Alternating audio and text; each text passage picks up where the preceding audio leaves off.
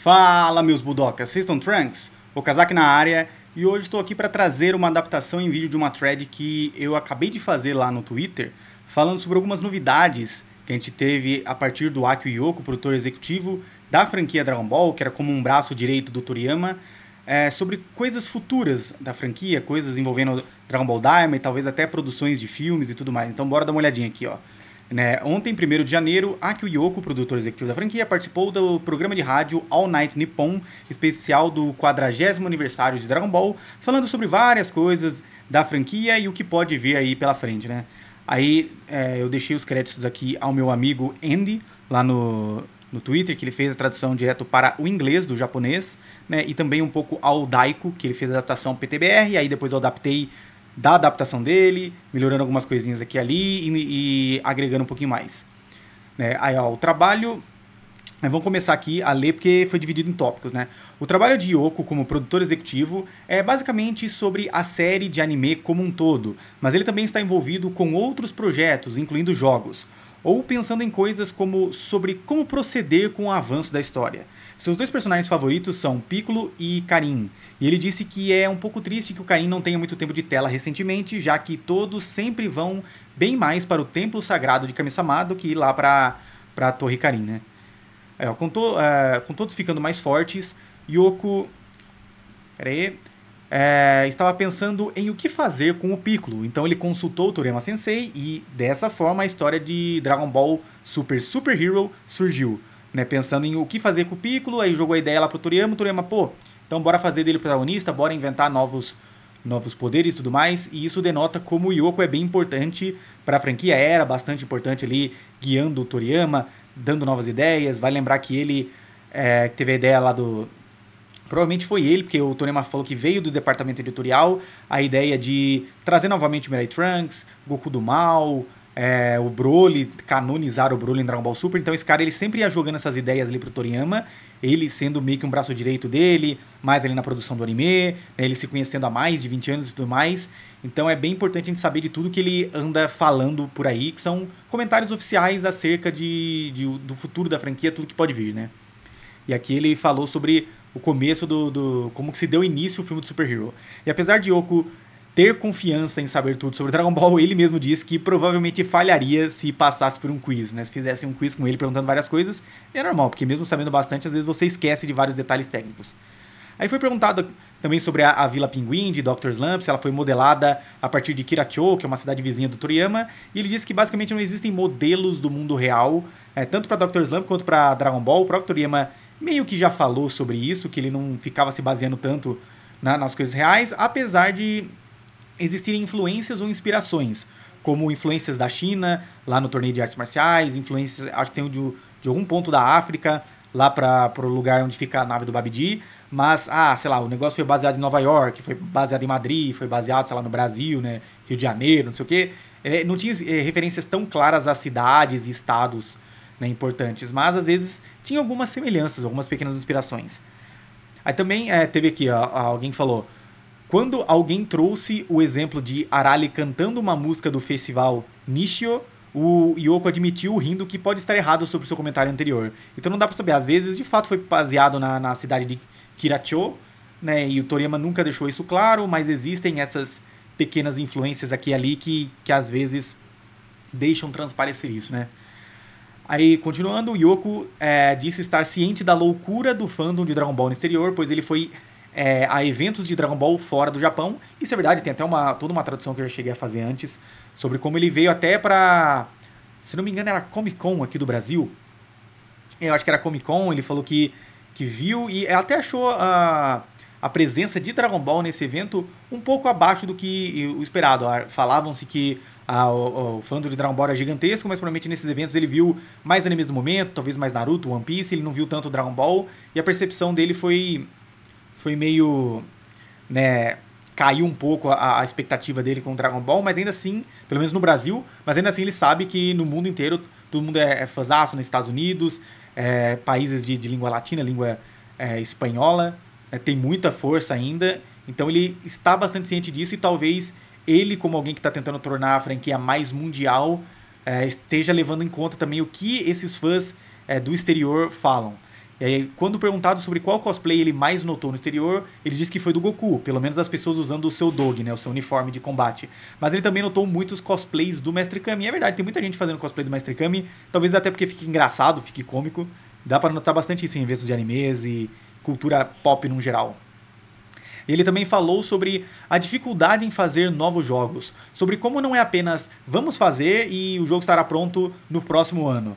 Porque, realisticamente falando, pode levar de 3 até 5 anos. Então, às vezes, é melhor também fazer DLCs, como com o Dragon Ball Z Kakarot, para manter as pessoas engajadas. Seja o Kakarot, seja o Xenoverse e tudo mais. Todos os jogos têm DLCs e faz sentido, né? Alonga mais o tempo de vida do jogo. E, às vezes, as DLCs podem ser bacanas, às vezes não. Às vezes é só um enxerto ali meio desnecessário, feito de qualquer jeito. Mas, ao menos, eu acho que os do Kakarot ficaram bem legais. E agora, vale lembrar que a gente vai ter também do Sparking Zero agora em 2025. E também pro Kakarot, a parte do Daima. Aí o Yoko disse que, quanto ao Daima, ele considera um bom recomeço para os fãs antigos, mas o Goku criança e seus amigos foi feito também para os novos fãs, com um cenário diferente em comparação com as obras recentes de Dragon Ball Super. Então sim, quem falava que Dragon Ball Daima foi feito para engajar novos fãs, as crianças e tudo mais, é verdade, tem esse apelo, mas eles também fizeram para ser um recomeço aos fãs antigos, para dar novos ares para a franquia, sair um pouco dessa fórmula já muito batida de Dragon Ball Z, muito replicada em Dragon Ball Super. Então, dá para agradar os dois lados se você não for muito cri-cri, muito chatinho com as coisas e souber aproveitar umas outras fórmulas de Dragon Ball. Aqui também ele jogou um negócio bem interessante, que os caracteres vermelhos nos títulos dos episódios do Daima têm algum tipo de significado, algo para se pensar, mas o Yoko falou que não pode comentar mais nada sobre isso ainda. E aí eu até deixei um comentáriozinho, né, uma observação, falei, eu sabia que tinha algo aí, porque eu teorizo sobre isso desde o primeiro episódio, desde que saiu o primeiro episódio do Daima, que eu comecei a analisar ainda em thread, é por isso que não tem os 2 episódios aqui no YouTube. Eu já teorizo sobre isso, mas até o momento não deu pra descobrir nada, e até o Hermes lá do Kanzenshu e outras pessoas que eu conheço que sabem bem japonês ainda não sabem o que pode formar. Porque só explicando um pouquinho a mais, né, vocês conseguem ver aqui esse caractere aí em vermelho, que ele forma Daima, né, ele é o Da. Da, I, Ma. E o I, Ma, ele tá em preto, enquanto que o Da, ele tá em vermelho. E aí todo o título de episódio tem um caractere ali, um katakana em vermelho. E eu teorizava lá desde o primeiro, falando meio até de brincadeira. Será que isso vai formar alguma coisa em algum momento? Dá pra formar uma frase, uma mensagem interessante? Mas conforme foi passando os episódios, eu não conseguia ligar nenhum ponto, não via também ninguém ligando um ponto, deixei pra lá. Mas na verdade tem. E o próprio Yoko soltou aí, deixou no ar, que vai ter, mas provavelmente é algo que a gente só vai entender quando chegar lá no final, né, do Daima. E talvez dê pra fazer essa criptografia, sei lá como é que funciona, e montar alguma frase ali. Vamos ver se vai ser uma mensagem bonita, se é uma mensagem do Toriyama pra gente, ou uma mensagem dos produtores em homenagem ao Toriyama, vai saber, mas vale ficar de olho nisso. O que mais? Ele falou também, em vez de apenas fazer um personagem criança, eles acharam que seria mais divertido fazer com que todos virassem crianças quando se reunissem após os eventos da Saga Buu. Então, pensando nisso, eles decidiram aumentar o escopo de personagens virando crianças, mas como é denotado até por esse print que eu coloquei, a maioria aí acabou ganhando designs mesmo pelas mãos do Toriyama, mas não foram muito usados até agora em Dragon Ball Daima, com eles fechando um núcleo bem menor para viajar lá pelo Makai. Quando a Nozawa, né, Masaku Nozawa, a voz original do Goku, fez a pose do Kamehameha na Jump Festa, provavelmente falando da Jump Festa agora de 2024, que foi no finalzinho de dezembro, o Yoko sentiu que o local inteiro iria quebrar, garantindo que ela está em boa forma. Com isso, ele provavelmente quis dizer que ela ainda tem muito vigor para fazer a voz do Goku e a galera ainda vai ao delírio quando ela faz as suas apresentações de palco, mostrando, né, toda a performance incrível dela, mesmo com quase 90 anos de idade. Isso é realmente incrível. E aqui a gente tem também o Yoko falou que não pode comentar sobre quando o episódio final do Daima irá ao ar e nem quanto tempo ele irá durar. Provavelmente, assim como a gente teve um primeiro episódio com cerca de 30 minutos, 10 minutinhos a mais que o padrão, é provável que o último episódio vai ter ou talvez 30, 40, quem sabe seja um especial de 1 hora no final. E isso é interessante porque só dele ter comentado isso já nos faz pensar nessa possibilidade. Porque senão ele simplesmente ia deixar batido, o último episódio é 20 minutinhos normais, beleza, mas não, aparentemente vai ter uma duração a mais. Talvez no mínimo 10 minutos a mais, mas pode chegar a ser até um especial de 1 hora, né? Vai ser bem interessante isso. Provavelmente vai ser um episódio também super bem animado. Aí quando perguntado sobre filmes e jogos novos, essas coisas, ele disse que pode haver alguns anúncios esse ano.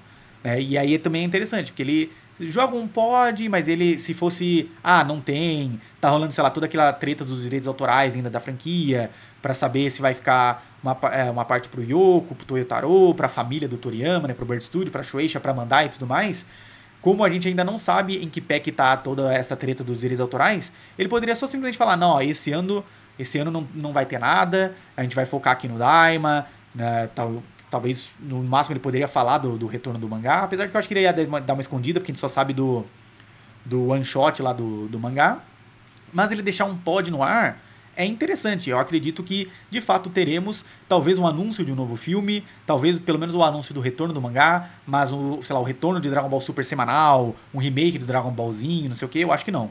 Eu acho que no máximo o mangá pode voltar e ter um anúncio de um filme pra 2026 ou 2027. Aí o Yoko também mencionou a capa de trás da revista Psycho Jump, que foi desenhada por Eiichiro Oda, o autor do One Piece, que sai esse mês. E, num geral, ele falou que os mangakas desse projeto foram influenciados por Toriyama.